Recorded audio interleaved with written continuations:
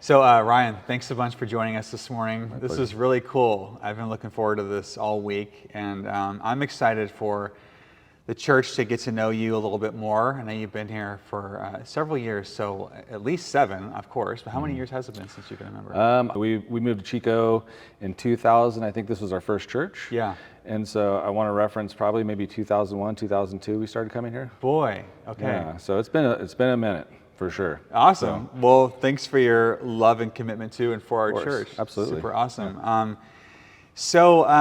I am excited for the church to get to know you a little more. And one thing everyone knows about Ryan Willard is he's a Chiefs fan. So probably everyone here, people who know you have got that down, and your love for our church as well. But we also want to just hear a little bit more about you before we delve into our topic for today on Daring to Serve, and tell us a little about your season of life and things that excite you right now.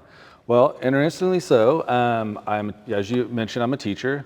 My daughter's actually in my class right now, so I'm experiencing that joy. I thought she was going to be my right-hand man, so to speak. But as it turns out, she kind of wants her space on campus. But it's been super nice. I've had her for 3 years, no nepotism involved in my leadership class. Nice. And so I've had her there, waiting on my son to come up in leadership next year, up into 6th grade. So just in that real nostalgic zone, I've really tried to be in the moment. I've really taken to heart a lot of people telling me, every moment, and that, that these, the sand's running out, and just to really relish every single moment that you have with your kids. Well, and just talking to you about your profession in previous settings, you have a lot of joy, which I think speaks a lot about how God designed you. So if you're experiencing joy in your work and it's not like something you dread, right? Or you're counting the hours. That means that you're in the right spot, the spot that God wants you in. Basically, I feel like I'm this power generator, and the kids are receiving what I'm putting out, in essence. If I'm starting out my day negative, which is rare, but if they tend to feed off of that. I feel like kids are really good at vibing off of your energy. Totally. And so when I come in with a positive attitude, no matter where it's at, I feel like that just drives the entire day. And so lately I've been, my wife bought me a daily prayer devotional. So I start off the day that way, put myself in a good spot as far as like mindset, come into school, realizing that I have an opportunity to really impact their entire day, especially starting period 1. Yeah. And then just with good positive energy, high fives, smiles, love, show them. I always say, WWJD, right? And so I'm thinking, what would Jesus do in this moment if he was standing at the door? Totally. So that's rich. Yeah, I've heard it once said that people may forget things that you said, but they'll never forget what it's like to be in your presence. Totally. So if they remember that you're optimistic, that you're hopeful, that you're joyful to be around, that in and of itself has a huge impact in their long-term development, how they remember you, but also in the moment and their own enjoyment of the day, because you set the tone, right? Absolutely. Last year, the kids actually renamed me to so I'm Mr. Willard. They called me Mr. Chillard. and so I was like, I don't know if I want that to be my legacy, but it turns out that, I'm like, okay, if they understand that I'm going to reinterpret the word Chillard into grace. What do you think are components to sharing your faith through your work, and particularly in your case, of course, as a teacher at Marsh? Yeah, so it's very early in my career, it was made known to me that, school is a secular place, that it's we were told early, separation of church and state. So early on, I was, felt very nervous about ever mentioning my Christianity, because I just literally thought I would be escorted out, lose my teaching license. Through the years, though, I found that one thing that was big for me was just revealing who I am to my students. And so just putting it all out there and then letting the cards lay as they are. And so a lot of the times, in the moments of the day, if something comes up, I'll just reference, so to back it up, I teach ancient civilizations. A lot of the stories in ancient civilizations are right here in church. So a lot of times when I come back to school, I will just mention, hey, I was in church yesterday. Our pastor Henry was talking about, Babylon and Nebuchadnezzar, and I'll be like, I looked over at my family and kind of do like a ha-ha, and he'd be like, hey, this is what we're talking about in school. So I like to call it kind of like drip Christianity, where I'm kind of like exposing it to them, being like, hey, Mr. Willard's a Christian. And then I'm thinking, not consciously, but the idea that, maybe they see you, and I know that you've mentioned this a lot in church about how you just have a different walk, and it builds a curiosity in them, and like, why are you just sort of Chillard, why are you so mellow? Why are you so relaxed? And, Right. you know, and I don't have to worry.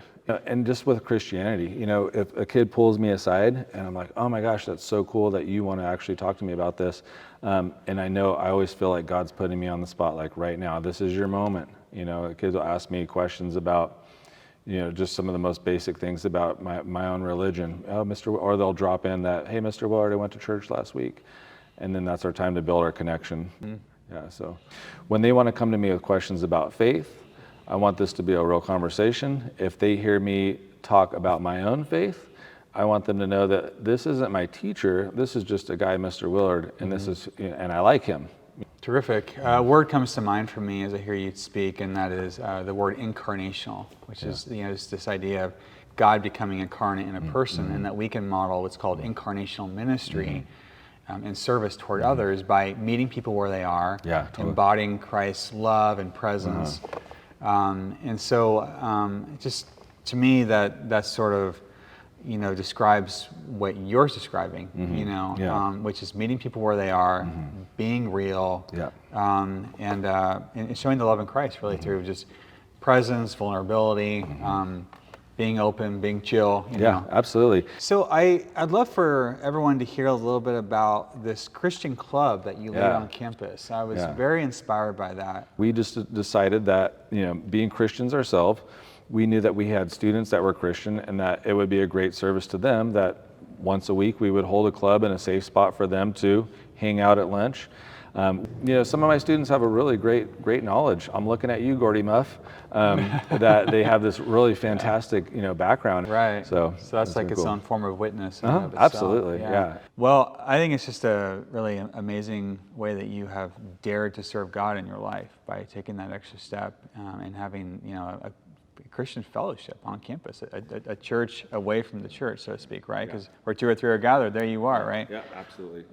So one last question, actually, too. The first one is everyone wants to know, how much do you bench press? Oh, do you even lift, bro? Yeah.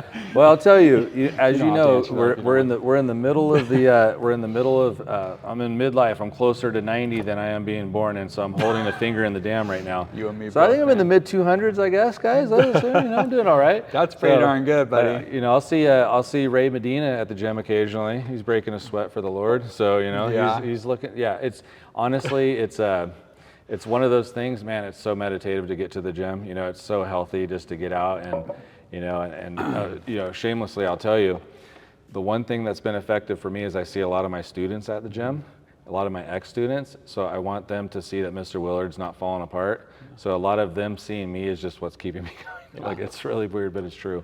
That's awesome. Last question. So what are the Chiefs' chances this year at winning the Super Bowl? Very strong. Very strong. Yeah. Really? Well, I'll tell you, wow. Man, you know, everybody's going to give me a hard time for being a Chiefs fan. I know everybody's booing right now, but I'll tell you, I've been a Chiefs fan since I was 12 years old, and I warned my students. A lot of them are starting to be Chiefs fans now because, of course, recency bias. But I'll tell them, I said, you know, the rule is once you lock it in, it's a lifetime thing. So you got to be certain. So I made that choice years ago, and thankfully I'm riding high right now. But man, I'll tell you, any second. So to my eye, it looks like they've got a pretty good shot too. Indeed. Yeah. Well, it's been awesome having you. I super appreciate your time. My pleasure. And this is the first day of school for you, so it's kind of you to fit us in, and just excited of the ways you're serving God and really daring to serve Him, being so intentional about your witness on campus, and grateful for your impact in teaching and reaching students. You make us proud. Thanks for being an awesome ambassador of Christ and of the church, and God bless you, man. I'll be praying for your school year. Thanks a lot, man. I appreciate the time being here. I'll be working hard for you guys as a community, carrying the mission forward, doing everything I can. Absolutely. I think I got another 16 years, so. Awesome, man. Yeah, thank you again. Thanks, brother. Appreciate it. Thank you.